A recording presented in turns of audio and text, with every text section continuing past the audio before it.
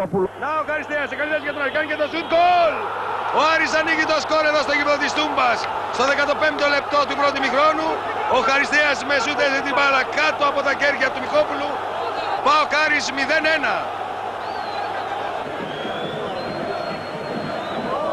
Έγινε το λάθος και τώρα ένα γκόλι που πέρασε.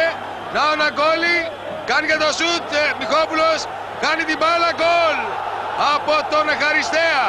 Μετά το λάθος των παικτών του ΠΑΟΚ και του Μιχόπουλου που έκανε την μπάλα.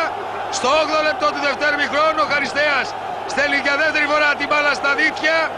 Εδώ στο γήπεδο της Τούμπας, ο Χαριστέας στους φιλάθλους του Άρη. ΠΑΟΚ Άρης 0-2. Πέρασε για τον Φραντζέσκο. Δεξιά για τον Πάντοβιτς, ο ΠΑΟΚ που πιέζει.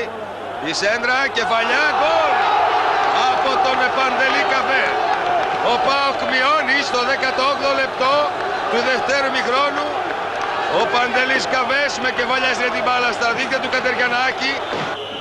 Φλόρες τώρα που πέρασε, ωραία προσπάθεια του Φλόρες πίσω για τον Μιχόπουλο. Έγινε το λάθος, η μπάλα στα δίχτυα.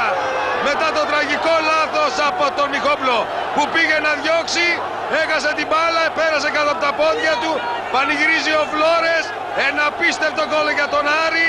Στο 22ο λεπτό του δευτέρου ημιχρόνου, ο Άρης πετυχαίνει το τρίτο του γκολ. ΠΑΟΚ Άρης 1-3.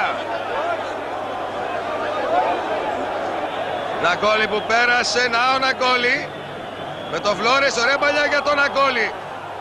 Κάνει το πλασέ, το σουτ, γκολ! Το 4-1 για τον Άρη από τον Πανόπουλο. Διαστάσεις τριάμβου για την ομάδα του Άρη εδώ στο γήπεδο της Τούμπας. Ο Πανόπουλος με σουτ έστειλε την μπάλα στα δίχτυα του Μιχόπουλου.